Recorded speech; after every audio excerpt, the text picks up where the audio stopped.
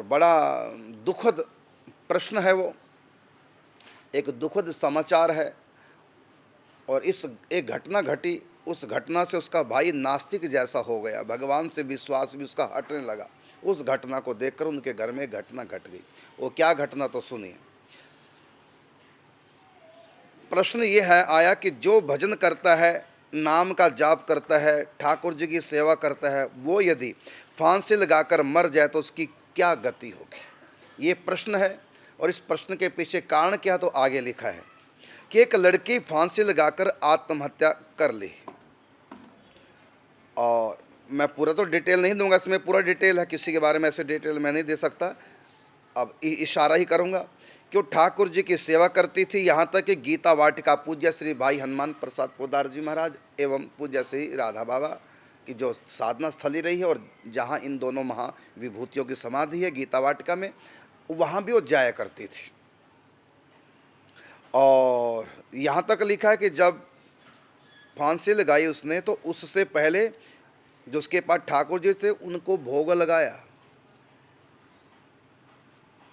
भोग लगाने के बाद फिर फांसी लगाई। उसका भाई दुखी है। उसका प्रश्न है क्या, कि जब भगवान की सेवा पूजा करती थी तो भगवान ने उसको बचाया क्यों नहीं।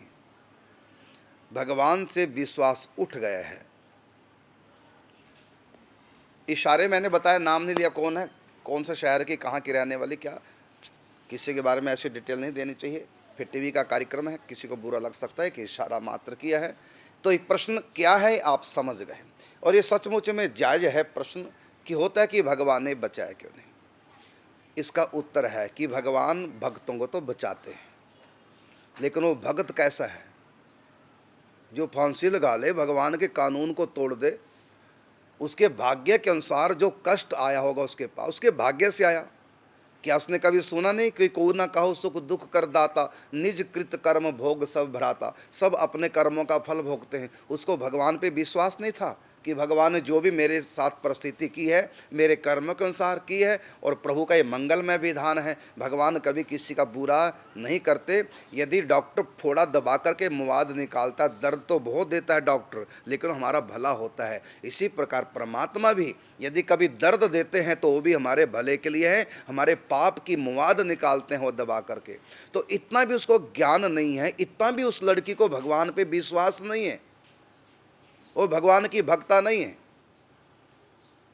हाँ, हल्की फुल्की भक्त होगी, उसका फल तो उसको मिलेगा भक्ति का, वो तो कभी समाप्त नहीं होगा। लेकिन उसमें अज्ञान कितना है कि भगवान के विधान पर विश्वास नहीं।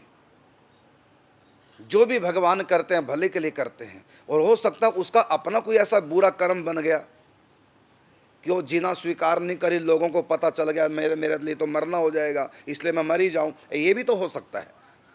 उसका अपना बुरा कर्म भी तो हो सकता है जो उसको आने वाले समय में महान दुख दिखाई दे रहा है कि इससे पहले मैं मर जाऊँ।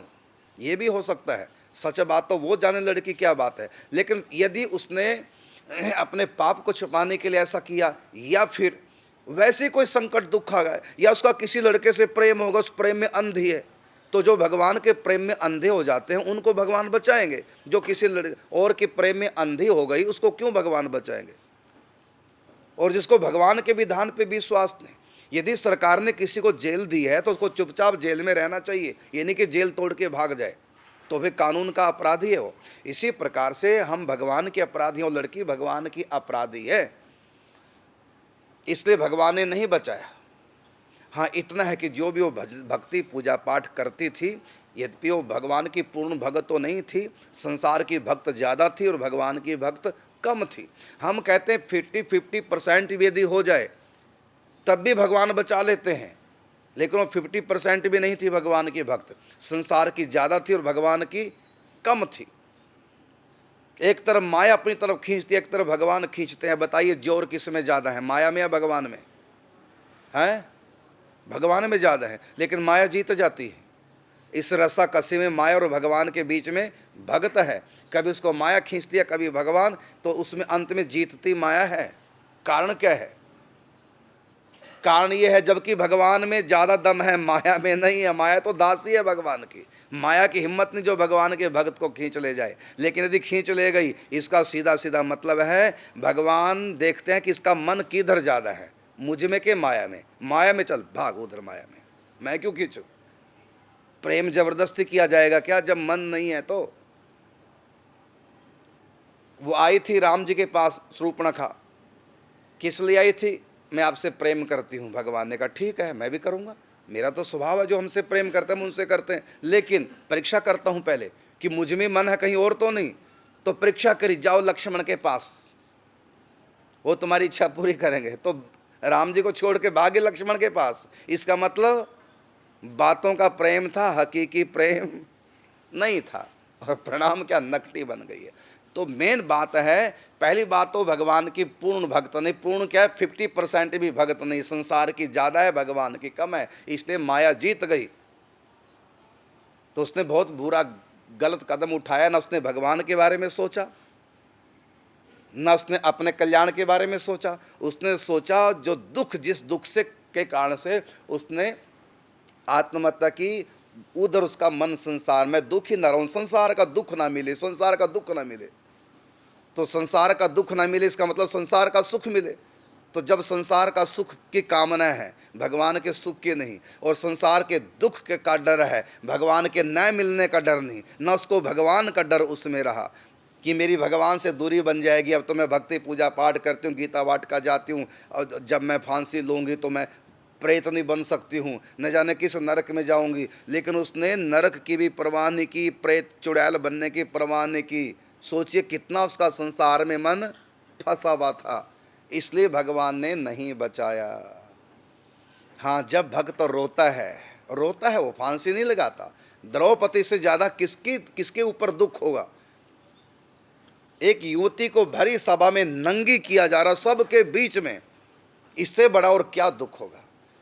क्या वो फांसी लगाएगी, जहर खाएगी, इतना अपमान सह कर भी रोएगी और भगवान को पुकारेगी। और फिर भगवान आते हैं, रोती ना भगवान के आगे, फांसी न लगा के भगवान के आगे रोती, भगवान पर विश्वास करती और भगवान के विधान को न तोड़ती। ऐसे तो सारे लोग फांसी लगा लेंगे, उसको इतना भी अक्ल नहीं, इतना भी उसको नहीं पता है कि मेरे कर्मों का फल मैं भोग रही हूँ, ये मेरे प्रभु का विधान है। आजकल ऐसे बच्चे मोबाइल पे लगे रहते हैं और जब फेल हो जाते हैं स्कूल में तो फांसी लगा लेते हैं। तो गलती है ना। तो रही बात, उसने जो गीता वाटिका जाती थी और भजन करती थी, ठाकुर जी को मानती थी कुछ हद तक, तो उसका फल उसको मिलेगा। पहले मिलेगा दंड, जो कानून को तोड़ा है उसने भगवान के, पहले मिलेगा उसको दंड, और जब दंड भोग करके वो पाप उसका समाप्त हो जाएगा, फिर किसी भगत के घर में उसका जन्म होगा। क्योंकि भक्ति बीज पलटे नहीं, चाहे बीते जन्म अनंत, ऊंच नीच कुल उपजे रहें संत के संत। वो भक्ति जो उसने की है, चाहे वो 10% थी, चाहे 40% थी, वो भक्ति उसकी समाप्त नहीं होगी।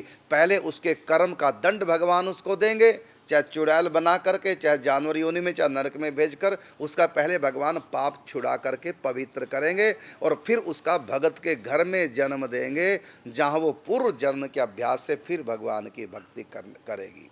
इसलिए ये तो उसके ऊपर भगवान की कृपा है ही है, वो कृपा तो कभी समाप्त नहीं हो सकती। जो उसने भजन पूजा पाठ किया, ठाकुर जी को माना, ठाकुर जी को भोग लगाया, फिर फांसी लगाई, वो कर्म उसका ज्यों का त्यों बैलेंस भगवान के खाते में है। तो पहले उसका पाप का खाता खत्म हो जाएगा, फिर जो रहेगा भगवान की भक्ति वाला खाता, फिर उसको मनुष्य योनि में पैदा करके, किसी भगत के घर में पैदा करके, और फिर ऐसे घर में जिसमें भाई जी को मानते हैं, पूजा भाई जी को, पूजा श्री राधे बाबा को मानने वाले, उस घर में, क्योंकि उसका लगाव गीता वाटिका जाती थी, तो वो वहाँ से दूरी नहीं बनेगी। भाई जी से, बाबा से, संतों से उसकी दूरी बिल्कुल नहीं बन सकती। कुछ समय के लिए पाप भोगने के लिए दूर हो जाएगी, और जो ही पाप उसका समाप्त होगा, भोग करके चुड़ैल बन के या नरक जाके या कुछ भी, उसके बाद तुरंत मनुष्य का शरीर मिलेगा भगत के घर में। भाई जी से जो परिवार जुड़ा होगा, ऐसे घर में जन्म मिलेगा, फिर उसका गीता वाटिका आना जाना। इसलिए भक्ति में तो कोई घाटा नहीं है। रही बात उसके भाई की कि भगवान ने क्यों नहीं बचाया, मैंने उत्तर दे दिया है, और इसका गीता में भी उत्तर है कि कर्मण्यवाधिकारस्ते मां फलेषु कदाचन। हर जीव का कर्म करने में पूरा वो स्वतंत्र है, आज़ाद है, वो चाहे फांसी लगाए और चाहे अमृत पी के अमर हो जाए, चाहे जहर पी के मर जाए, हर व्यक्ति स्वतंत्र है। सकल पदार्थ हैं जगमाही, कर्महीन नर पावत नाही। तो भगवान किसी के कर्म में किसी को हस्तक्षेप नहीं करते। गीता में भगवान ने प्रत्येक मनुष्य को स्वतंत्र कर रखा है। कर्मण्येवाधिकारस्ते, कर्म करने का अधिकार है। औरंगजेब ने मीर बाकी को कहकर, बाबर ने मीर बाकी को कहकर जो राम मंदिर तोड़ा, तो भगवान ने बचाया? नहीं बचाया। क्यों? क्योंकि भगवान का विधान है कि प्रत्येक व्यक्ति कर्म करने में स्वतंत्र है, अच्छा करे चाहे बुरा करे। कितना भी कोई बुरा करे मैं रोकूंगा नहीं। मैंने प्रत्येक व्यक्ति को आज़ाद छोड़ रखा है, प्रत्येक मनुष्य को आज़ाद छोड़ रखा। कर्मण्येवाधिकारस्ते, कर्म करने में सबका अधिकार, सब स्वतंत्र है। अच्छा करो चाहे बुरा करो। और फिर उसके बाद उसके जो कर्म होंगे स्वतंत्रता पूर्वक, उसने जो भी अच्छे या बुरे कर्म किए उसके अनुसार स्वर्ग नरक, उसके अनुसार 84 का चक्र, उसके अनुसार भगवत प्राप्ति। कर्म में स्वतंत्र है। तो मीर बाकी ने जब राम मंदिर तोड़ा, भगवान ने नहीं रोका कि तू क्या कर रहा है, नहीं रोकेंगे। आज तक किसी को नहीं रोका। मैं उस भाई को कहता हूँ, उसका जो भाई है जो कहता है मेरा विश्वास हट गया, उसने कितनी बार झूठ बोला, भगवान ने जीभ काटी, रोका भगवान ने। उसने कितने बार पाप किए होंगे, कभी भगवान ने उसको रोका? जब भाई को नहीं रोका तो बहन को कैसे रोकेंगे भगवान? भगवान का अधिकार नहीं है ये किसी को कर्म अच्छा या बुरा कर्म करने से रोकें या कहें। ये व्यक्ति स्वतंत्र है। हर मनुष्य को भगवान ने स्वतंत्र कर रखा है। तू कुछ भी करे, लेकिन कर्म में तेरा अधिकार है, फल में नहीं। कर्मण्येवाधिकारस्ते माँ फलेषु कदाचन। तो जो भाई कहता है उसने भी तो कितने पाप आज तक किए होंगे, उसको तो भगवान ने नहीं रोका है। कितनी बार वो झूठ बोला होगा, कितनी बार कपट किया होगा, कितनी बार उसने चोरी की होगी, कितनी बार क्या क्या किया होगा, भगवान ने एक बार भी उसको रोका नहीं। जब बेटा तुमको भगवान ने नहीं रोका झूठ बोलने से, तो तुम्हारी बहन को कैसे रोकेंगे वो फांसी लगाने से? भगवान नहीं। हाँ, जो पूर्ण भक्त है उसके तो मन में आएगा ही नहीं कि मैं फांसी लगाऊं। बड़े बड़े संकट सहे। द्रौपदी को देखो, कभी आत्महत्या की सोची भी नहीं उसने। और देवकी को देखो, जिसके 6 बच्चों की हत्या जन्म से ही कंस उठा के पटक देता है माँ के सामने, बच्चे के चीथड़े उड़ जाते हैं। एक बच्चे के साथ ऐसा हो माँ पागल हो जाए। और यहाँ तो 6 बच्चों के साथ देवकी के ऐसा हुआ है, लेकिन तब भी देवकी ने न तो भगवान के प्रति विश्वास हटाया और ना ही कंस को कोसा। क्या कहा? मेरे कर्मों का फल है। मैंने भी किसी जन्म में किसी माँ को ऐसे सताया होगा जो आज मेरा भाई मुझको सता रहा है। मैं किसको क्या दोष लगाऊं? मेरे अपने कर्म है। भगवान का भी कोई दोष नहीं, कंस का कोई दोष नहीं, ऐसा कह के इसलिए उनके घर में भगवान आए। इतनी परीक्षा हुई तब उनको भगवान मिले। तो ऐसे मजबूती के साथ अभी भक्ति करें। पहली बात, हम सत्संग खूब सुने। पूजा पाठ में भले कमती हो, एकादशी व्रत में भले खंडन हो जाए, लेकिन सत्संग कभी खंडित ना हो। जहाँ भी सत्संग हो सुनने जाओ। और भागवत में आप पढ़िए, एकादश स्कंद के 12 अध्याय में भगवान उद्धव से कहते हैं, मेरी प्राप्ति के जितने साधन हैं सब साधनों का नाम लेकर बोले, ये सारे साधन भी मुझको बस नहीं कर सकते। जो सत्संग करने वाला व्यक्ति मुझको अपने बस में कर लेता है। क्योंकि सत्संग सुन के ज्ञान मिलता है, भाव बनता है, और उस भाव के पकड़ में भगवान आ जाते हैं। तुम्हारी तपस्या के पकड़ में भगवान आते तो रावण भी पकड़ लेता। पूजा से अगर भगवान पकड़ में आता है तो रावण भी कोई पूजा कम नहीं करता। मंत्र जाप से यदि भगवान पकड़ में आ जाएं तो रावण कोई कम मंत्र जाप नहीं करता। यज्ञ करने से भगवान पकड़ में आ जाएं तो रावण कोई कम यज्ञ नहीं करता।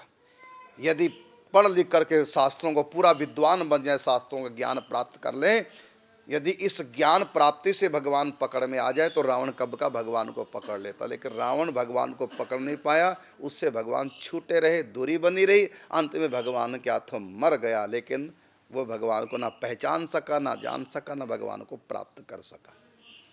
तो इनसे भगवान नहीं मिलते। भगवान किस लिए कैसे मिलते हैं? तो एकादश स्कंद 12 अध्याय में भगवान उद्धव से कहते हैं कि मैं मिलूंगा केवल सत्संग करने वालों को। सत्संग जो मुझको बस में करता है वो कोई और साधन बस में नहीं कर सकता। अब आप नाम जप करते लेकिन सत्संग नहीं करते तो मशीन की तरह आप नाम जप करते रहेंगे। इसका भी फल मिलेगा, लेकिन मौत के समय, जब मृत्यु के समय इस अभ्यास से आपके मुख से राम निकल गया, क्योंकि अभ्यास इतना किया भजन का, तो मृत्यु के समय आपने राम बोल दिया, तब भगवान मिल जाएंगे। वो भी मृत्यु के समय मिलेंगे, जीते जी नहीं। जीते जी कितना भी भक्ति पूजा पाठ कर लो, भगवान नहीं मिलेंगे। कब तक? मिला ही न रघुपति बिन अनुरागा। बिना प्रेम के, श्रद्धा के, विश्वास के भगवान मिलने वाले नहीं। पूर्ण प्रेम, पूर्ण श्रद्धा, पूर्ण विश्वास। भवानी शंकरो वंदे श्रद्धा विश्वास रूपिणो याभ्याम विना न पश्यन्ति सिद्धा स्वांतस्थमीश्वरम। बिना श्रद्धा विश्वास प्रेम के भगवान मिलते नहीं हैं। और ये श्रद्धा विश्वास प्रेम कहाँ से जगेगा? ये जगेगा सत्संग से। बिन सत्संग विवेक न होई, और राम कृपा बिन सुलभ न सोई। इसलिए मैं कहता हूँ, जो ये प्रश्न आया है तो उसके भाई को कहना हो तो चलो हो गया, जो उसके साथ हो गया, लेकिन भाई तू खुद बेमौत मत मर। तुम्हारी बहन तो बेमौत मर गई, लेकिन तुम बेमौत मत मरो। कारण क्या? वो तो शायद एक ही बार फांसी लगी तो एक ही बार मरेगी, क्योंकि भक्ति करती थी, अच्छा इंसान का जन्म मिल जाएगा। दुख भोगने के बाद, उसको दंड मिलने के बाद वो तो भक्ति करके तर जाएगी, उसकी चिंता मत कर। लेकिन तू कहीं नास्तिक बन गया, तू 84 लाख बार मरेगा।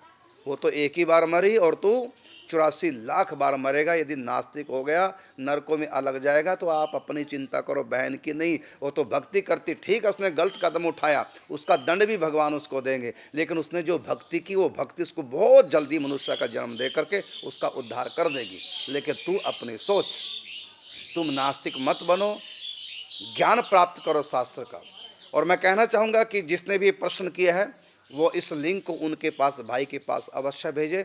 सत्संग सुने, सत्संग करे, बहन की चिंता मत कर, क्योंकि तुम्हारी बहन बहुत अच्छी भक्ति भावना वाली है। उसकी भक्ति समाप्त नहीं हुई, भले उसने गलत कदम उठा दिया, वो दंडित होने के बाद फिर उसको मनुष्य जन्म मिल के वो तो अपना उद्धार कर लेगी। लेकिन तुम कहीं नास्तिक हो गए, तुम अपना, वो तो एक बार उसने फांसी लगाई, एक बार मरी, लेकिन तुम अगर भक्ति नहीं करोगे, भगवान से विश्वास रखाओगे, तुम फिर 84 लाख बार मरोगे।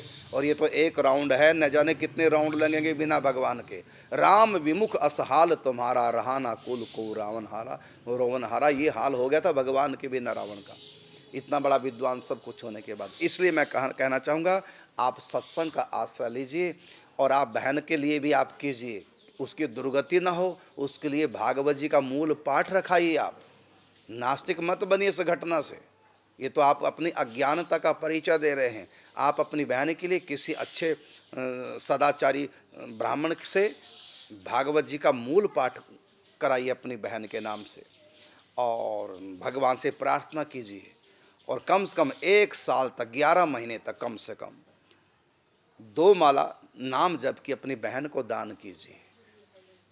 हो सकता है कि उसका अपराध का दंड ना मिले भागवत जी की कृपा से, और तुरंत उसको मनुष्य का जन्म मिले। और आपके भगवान के नाम मानने से भगवान की सेहत पर कोई असर नहीं होगा। आप अपना पूरा कर लें। ये आपके प्रश्न का पहला उत्तर रहा।